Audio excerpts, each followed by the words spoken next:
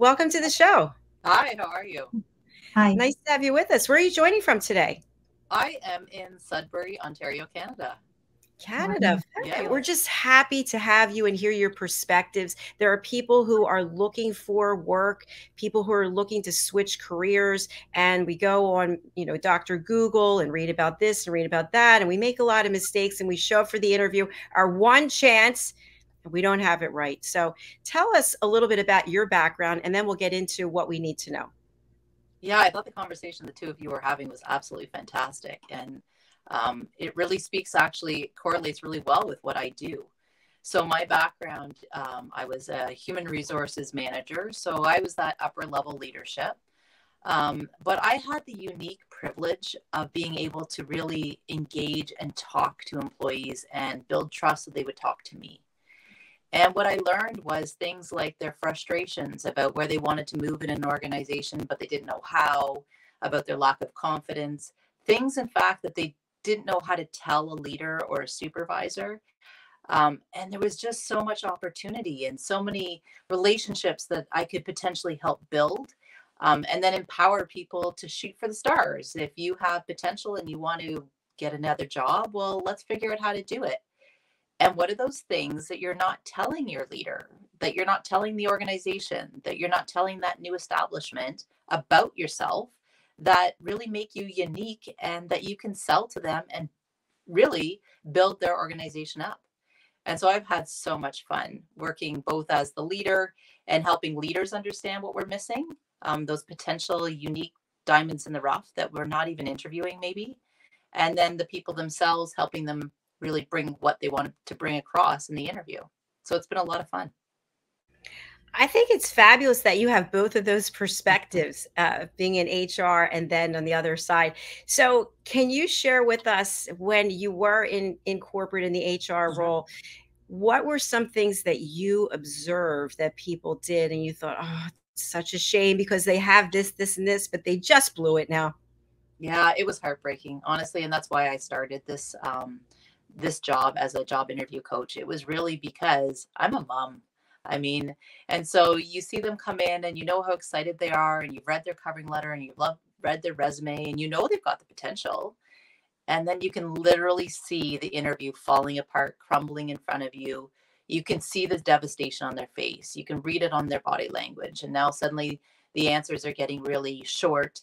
They can't think. They're going into tunnel vision. They're panicking. And you just wanted to stop and say, it's okay, and give them a hug and do some coaching. But of course I couldn't. And so that's why I started this, was to help people. Because then being on the other side too, it's really hard. I mean, I had 200 candidates. I had to go through all of these resumes, do all of this screening. I bring in what I think is going to be my top 30 or 40. And I've invested a lot of time, a lot of money, a lot of energy into this. And now I don't even know which one we should be hiring because they're not selling themselves in these interviews. They're not telling me who they are and how they do things and how they think. So now I'm not sure who to hire.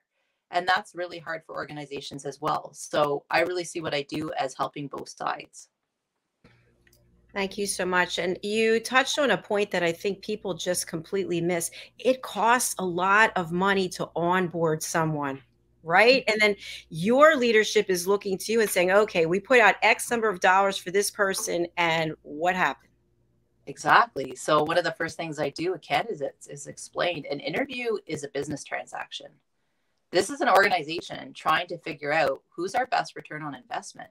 It is a very expensive. And in fact, the organization has already lost a lot of money because this position has not been filled. So the productivity is down, the team synergy and, energy of everybody else is exhausted because they're trying to cover for that position that's gone. You don't have the corporate knowledge, the person left with it. So it's having a dramatic impact on the organization. And so they're kind of in panic mode and they're trying to fill it. And they usually come to HR and say, hurry up, hire someone. But it's not that easy. It's a long process. It's a hard process. And you want to make sure you make the right decision. So for candidates, I explain, you have to sell me on the fact that you are the best candidate. You are my best return on investment. And how are you going to do that? First, you have to know what you're applying for.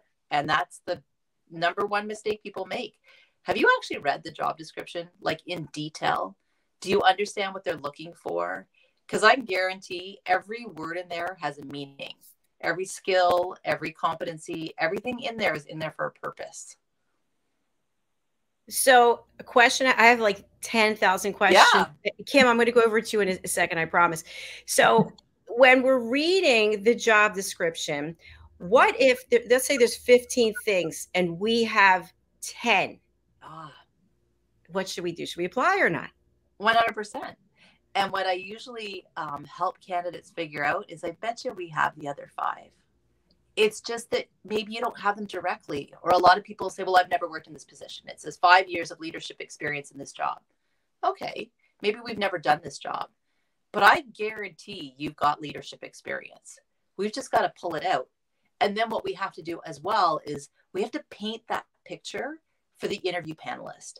And this is, I find, where a lot of people kind of fail in their answers. It's not detailed enough. So I put them in my spot. I've never met you. And I literally have 45 minutes to try to get introduced to you and understand who you are. And I mean, you as podcast hosts know just how hard that is, right? I mean, you've never met the person and you're trying to get a feel for who they are. And in an interview, you have to do the same thing. So if you've never done this job before, or maybe you're thinking, well, these 5 aren't as strong, paint the picture for me, because I might be thinking the same thing. I looked at that resume and I'm thinking, I don't know if they're going to be able to answer these. But if you can start making the linkages for me, if you can say, well, I know that in this job, you're looking for this. So let me explain what I've done in the past.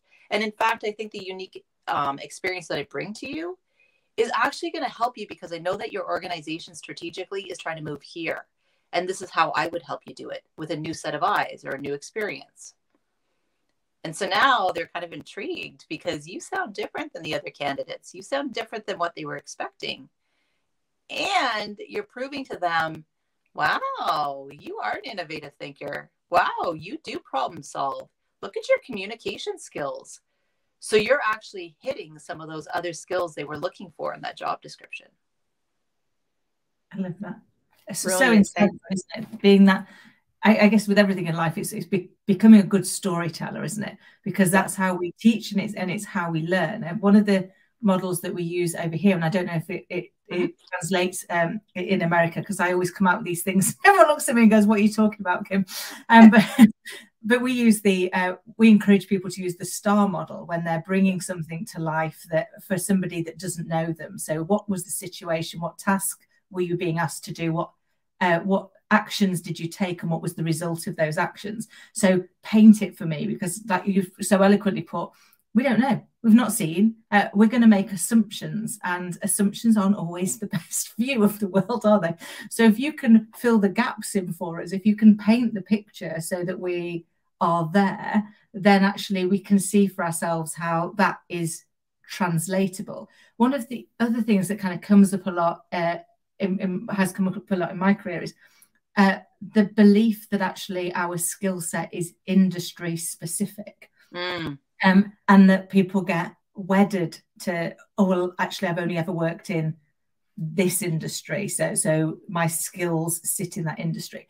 Do you find that a lot, and how do you help people overcome that? Yeah, so you mentioned 2 really good points. So I just want to conclude the part about the story, because the STAR method is great. Love it. It's a good way of structuring your answer. The issue I find a lot of times people do, though, is they stick to the story for too long. They're going into detail and they're telling me this big, long story. But the key is you also have to make the direct links. You know, tell me it for a purpose. Start to, you know, instill some of those words I want to hear, or give me clear examples. So it's not like a story that you tell your friend. It's a story with purpose. Yeah. And then the other piece, yes, people have a hard time saying, well, I'd like to move from here to here. And statistically, we're being shown that people actually transition through their lifetime about 15 times, 15 different careers. So really the point is to make progress, to take what you've learned in one place and kind of, you know, move it into the next one. And my best way of proving it to people is to tell them, about my own background. So I started the first 17 years of my career as a police officer. I was a police officer. I moved into a leadership role as sergeant. Loved it. Great job. And then I transitioned into human resources. So now imagine that interview. I have to prove to my leadership team that I can take what I learned as a police officer, a lot of those skills, communication, problem solving, relationship building, conflict resolution, and how am I now going to use those as human resources manager? And, you know, really it is, again, painting that picture, but now it's a very detailed picture, and I have to be able to back it with details. So now I better understand the annual plan. I better understand the strategic goals of this organization. I need to have read those policies and procedures and really done some deep thinking of my own on how I actually am going to use these skills in this job. And that's why I tell people, practice, practice, practice. Don't prep for an interview 2 days before the interview.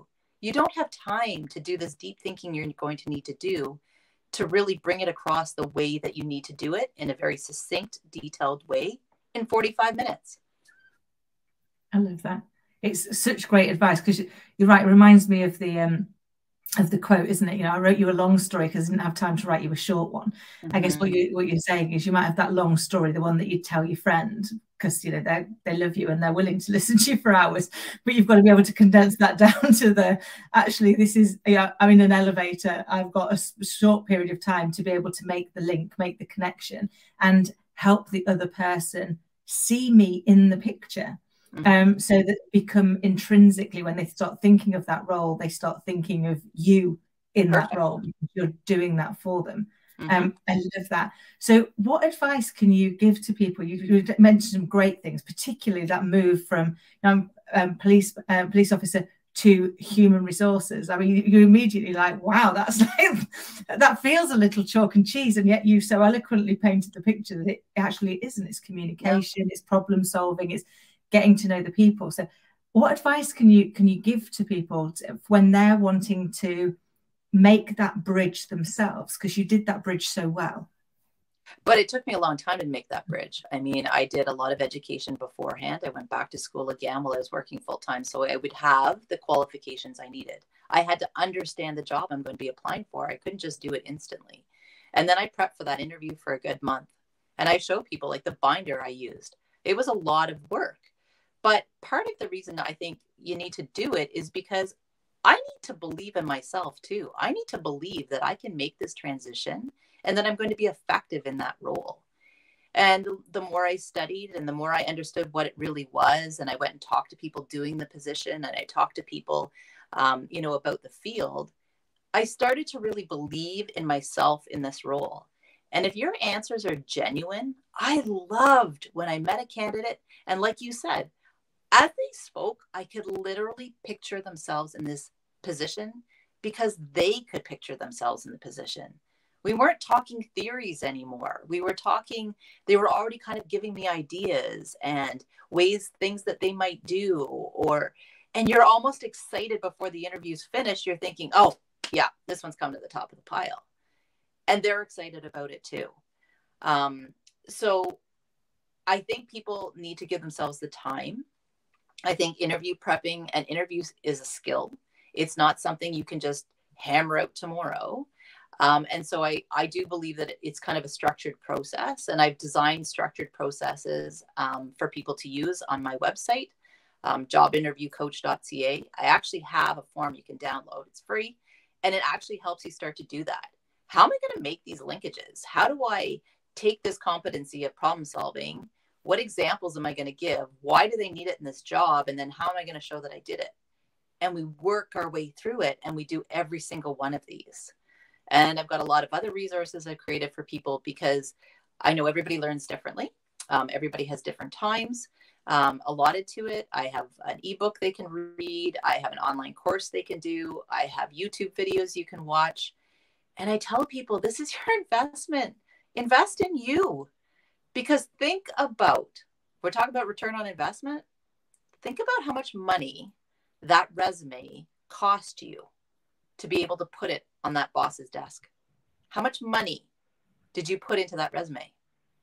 How much did that education cost? That job experience that you got, maybe working at a lower income because you needed the experience. the volunteer work, the free co-op, the internships. And like, people are giving me 100,000, you know, when they start to do the calculations, it's actually a little scary. Yeah. These are great insights. Thank you so much. So let's say we've done the prep work and now we're going into the interview. Do we go in sort of like, hey, how's it going? Is that a fish you have on your wall? Or do you walk in, hello? What's our demeanor? Don't fake it. Be you, right? Because don't try to be somebody that you're not. But I always tell people, dress the part. I close demeanor. It's amazing how it can make you feel. So don't, this is another, I actually have a video on what to wear for your interview. And one of the things I tell them is, please have a dress up party beforehand. Don't grab the suit out of the closet the day of the interview, only to realize the last time I wore that suit was like for that wedding, which was 5 years ago. And now it doesn't actually fit, or it has a big stain on it because I forgot to get it dry cleaned. It's all wrinkled because it fell to the bottom of the closet. You need to feel confident. And if this is your first set of interviews and you're thinking, but I don't own a suit, and that's fine. Find a consignment shop. There are beautiful clothes there that other people have bought, worn, don't want to wear anymore. I love going to consignment shops. You can get some beautiful stuff. The key is to feel confident about who you are. Come in with confidence. And so if that means getting there early so that you're not stressed before you get on, or practice the technology so you feel good when you log in. If it's things like, oh, I love this one. So if you're a body kinetic learner and you like to, you know, you're a fidgeter, and so you're thinking, I can't sit still in this interview. Like, I know I have to sit still, but so I'm concentrating so hard, I'm trying to sit still. Now I can think. No problem. Wear a ring and just spin it on your thumb. Get that nervous energy out, and it's below the desk. I can't see it. And you're spinning. That's okay. It's helping you think. And now you feel more comfortable. And then just take a deep breath and be you. I love that. Such great. Sorry, Jacalyn, such great advice though. And it reminds me of the I think it's Amy Cuddy's TED speech, isn't it, about power poses. And you know, if we put ourselves in a powerful position beforehand, that actually that also helps us from a confidence point of view, doesn't it? That I guess, like we were saying, it's getting ourselves fully ready to be the best version of ourselves on the day. Yep. And if you practiced, really practice. And so, okay, so here's another point. Often, you know, I would always debrief people because I really believe in professional development. I absolutely love helping people reach their highest potential. That's why I do this. And so I would try to offer them the ability to do that debrief afterwards. But unfortunately, I wouldn't have had to call you and tell you that you're not the ideal candidate and we didn't select you. And one of the questions I would ask people is, so tell me how you prepared. And so often people would tell me, well, like I got the job description and I wrote down some stuff. I bullet pointed, or I wrote it all out. I had all my answers. Okay. And then what? Well, no, that's what I did. Okay. But this was an oral interview. It's like this. Like, if I hadn't thought about what I wanted to say, if I haven't practiced how I'm going to present this, well, then it's really hard to do it in that nervous interview setting. You have to orally practice. And I always say, please don't practice with somebody who loves you and is just going to applaud and say, that was so good, honey. No, it was terrible. Like, you were all over the place. You forgot half of what you were going to say. You went off on a tangent with this story that I don't know what the point is. Practice with somebody who actually is going to say, no, can we do that again? And get you to actually present it the way that you want to present it in that interview. I love this. Now, what about on the resume itself? If we have some things that stand out, A, we went from job to job to job to job, or B, we were out of work for a period of time. And equally, what if I was in the same job for like 32 years? Like, my resume could be 4 pages, right? Right. So it's really key, again, and awesome that you brought this up, because it's another good point, that as much as I need to put the time into my interview, I also need to put the time into my resume. And what I find people are doing is they're going on Indeed or Monster or Job Hunt, and they're saying, oh, there's one, click, there's one, click, there's one. And they're shooting off the same resume. They're not even reading the job that they just applied for. You need to write that resume for every job. It's a lot of work, but otherwise, I could actually be putting your resume through an electronic screening process. And if you don't have those words that I looked for in my job description, all those hints I gave you, I'm not even looking at it. So you've done all of this for nothing. Now, to your point, what if I've had a whole bunch of jobs? Okay, then maybe we need to restructure that resume and make it more of a skill-based resume. And we're just going to put the details of the jobs, all the job titles and dates at the bottom. So that's because that's not really the piece that we're focusing on. It's all the things I got out of all of these jobs. The same structure can be used if you've done a job for a long time. Okay, then maybe we need to restructure it and again, hit kind of the highlights, the really big things that you've done in this job rather than all of the things that you've done in this job. I love that. So it's such great insight. Yeah, I remember having been asked that question once in an interview. They were like, you've had a lot of jobs come, and I mean a lot of jobs. Yeah. So what should give me confidence if I gave you this job that you would stay? And actually my answer to them was, can I ask, are you planning on leaving? And he was like, sorry. I said, well, I can honestly say I've never yet left the person who recruited me, but I have left the person that replaced them. Okay. It's like, oh, so because for me it's a value fit. You know, if I don't have the same values as the person that's leading me, then unfortunately I know that won't be me at my best. Therefore, I've always been really bad at then going, well, I'll go and be me at my best somewhere else. But you're right. I guess it's having that. It's having already known that's likely to come up. What is my response, and what's my honest response? So it was honestly where I was coming from. So preparing for each interview, right back at that application stage. So you're really starting to think about it at the point that you go, this job looks interesting to me. The advice is, if it genuinely is interesting to you, start the investment there. Start there to say, actually, how do I put myself in the best light from the resume I put in front of them, from almost that's the first chapter, the preface almost of the story that you're starting to tell, isn't it? To get the other person to come in there.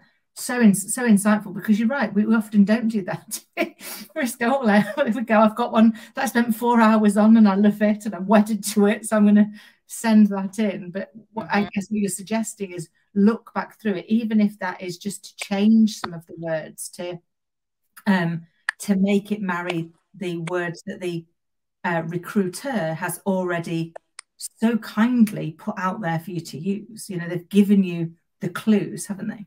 Yeah, well, on those job descriptions, they are really hard. We put a lot of work into job descriptions and job postings. And again, remember, this is a return on investment. This is a business transaction. So think of it as your resume is your proposal. I would like to be considered for this business transaction. Well, then you better, right from the start, show me why out of the 100 applications I have, I should put you to the top 10 or 20 that I want to look at. It's a business transaction. I'm not calling all 200 people. And so often candidates will say to me, well, I applied and I never heard anything. Yeah, probably not. They don't have time for that, because there's 200 in this pile and there's another 3 jobs they're posting. Plus there's all the people they're trying to onboard. Plus there's the people that are booking off sick. HR is so busy that I need you to do your job well. And another great point on that is everything you do, we're measuring. So if you send me in a cover letter that's actually a carbon copy of the one that you sent the last employer, and you forgot to change the name of the company in it, or you forgot to change the date, it's going in the garbage. Why? Because in this job description, I asked for somebody who is detail oriented. That's not much detail, right? It's like, if you say that you're really good at something, then please prove it right from the beginning, because this is literally the first picture I get of you. And if you, if you're sending me a resume or an application and you're highlighting things that, oh, in this job of security, I'm very excited of having the opportunity to move from location to location. Okay, well, you don't do that in this job. So you're actually looking forward to something that doesn't even exist. And that's concerning because, like you made a great point earlier, employers very much are worried that you're not going to want to stay. I mean, they're very aware that people are moving from job to job, and there's a whole bunch of reasons for that. And that's work that I do with leaders, things that I've learned from employees. I actually ask them, if you're coming in for an interview coaching, why did you leave the last job? Teach me. And then I'm sharing that with leaders because there's a lot of work we need to do around that. But in addition to that, yeah, you know, this is your chance and you really need to know the job that you're applying for, because if you don't, I'm definitely not looking at you. A question I have as a follow-up: when I was in corporate up until 2 years ago, it was pretty much, I thought I'd stay at AT&T for my entire career, but that didn't end up happening. I had 4 jobs pretty much. But then it seemed like the shift was stay somewhere for 2 years, leave, stay somewhere for 2 years and leave. What's it like today? Well, it's really interesting because it's actually happening even earlier on. So one of the things I'm teaching organizations is that it's not just you interviewing candidates, they're interviewing you as the organization. They are looking at your strategic plans. If your values say that we are an inclusive, trusting organization, that we are innovative, you know what the first thing those employees are doing? They're talking to the people that work for you. So it says that they're inclusive, innovative, and trusting. What do you think? No, there's nothing innovative about this. They never ask us a question. You don't get any say as an employee. There's no professional development here. I don't think I'm even going to apply. So not only is it that people are leaving once they get in and see that you're not living the values that you said you were going to, they're not even applying to you because you haven't proven it to people. I love that. It's so true. I remember doing a big recruitment campaign for an organization probably about 10 years ago. And I said to them, the first thing we've got to do is sell us. You know, the first part of the interview has got to be, we want them to be that excited about working for us that they want to do their best, because we want the best people out there. We don't just want, the best that turned upon the day. So put the effort in. Don't rest on your laurels that it's a great company, it's a big brand, and therefore people are going to fall over themselves, because you're right, they don't. These days, particularly with the ease of social media, you can find out what it's like, what people think, what's kind of really going on there before you go, and that stops a lot of great talent from even putting their hat in the ring, doesn't it? Well, and I mean, if we want to just kind of venture off into that a little bit too, it's the fact that I find employers are so used to kind of marketing to the same group of people. And so I've written a book actually called Knowing Who You Lead. And one of the things I'm doing is empowering leaders to think about, who is it that you're trying to attract for these jobs? What qualities are you putting into those job descriptions? And is it because that's the person that you're comfortable in leading? Is that what you think you need? And is that really the fact? Because there's a lot of really unique people that could bring unique skill sets to this job that you're not even attracting because you're not marketing to them. You're not looking at them when their resume comes in because you think, oh, that doesn't have anything to do with us. We're not looking at that. You need to expand who you're looking at, because there's some really great candidates, but they don't know your industry. They've never worked there. They don't know anything about it. And so even the way you market it has to change and alter. I love that. Such great advice, because we inadvertently layer our unconscious bias all over everything we do. It's like, I've seen it with the big organizations that are desperately trying to drive their diversity and inclusion, and then you look at the way that they've written a job description, or you look at the way that they've written the job advert, and you're like, well, the people that you're wanting to attract aren't going to answer that. That blatantly says it's not for you. But they don't necessarily mean that. It's just that it's lack of understanding, isn't it? In how do you really appeal to an audience that isn't yours today? Well, and so some of the work I do with organizations is actually what we need to do is start with you, because you actually did write that the way that you meant it. You may not be aware of it, but maybe you're not ready yet, and you're not aware of your own assumptions, your own labels, your own biases about, and your own comforts. There's a certain comfort in who I think should do this job. So I'll give you a really quick example. Let's say data analytics. That's a pretty prevalent one. And the person who is leading this group is extremely data analytic. They are a problem solver. They're very independent. They like to work on their own. They're very steadfast, very rule driven. Perfect, because those are the things we need. Now, somebody applies to you who doesn't quite fit that personality. You've heard about them in other jobs. They're a real team player. They like to engage. They like to talk. And you're thinking, oh, absolutely not. You know, I have my team. It's structured this way. But if you actually looked at them and brought them on your team, what could they do for your team? But because your team is structured the same way and all of you like to work on your own and you like to do your own work, I bet you your team has a hard time relating to other teams in the organization because they don't want to talk to anybody.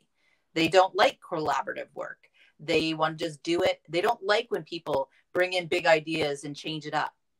So if you actually brought somebody in on your team that was really good at that had those skill sets, they could actually become the voice of your team because they're comfortable with it. They can work with that other team. They can help say, this is what our team needs, this is what your team needs, and rebuild some relationships maybe that have broken down. But you say you want to diversify, but do you really? Or do you just keep hiring what I call as mini-me's, the same person over and over because that's what you're comfortable with? Again? 100%. Yes, I would love to share with leaders things that their employees wish you knew. There's so many little gems that we could do so much with. And it goes back to what the two of you were talking about at the beginning. Sometimes we jump too quickly to problem solving and trying to offer solutions. And we needed to just listen because we really missed the point. We don't actually know what's happening for our employees. How do people reach out to you? I know you mentioned it before, but if you could just, again, so that people can call you and contact you. For sure. So if it's people interested in the interviewing aspect that we talked about, it's jobinterviewcoach.ca. I'm Carrie-Lynn Hotson, and you can find me on YouTube and especially on LinkedIn. And if it's employers that are also kind of intrigued about this conversation and want to learn more, my website is knowingwhoyoulead.com, and again on LinkedIn. Okay. Let me just put that up there. Yay. Okay. Fabulous. Well, thank you again. It's been an absolute delight. It was a lot of fun. We'll see you both soon. See you next time. Fantastic. Thank you.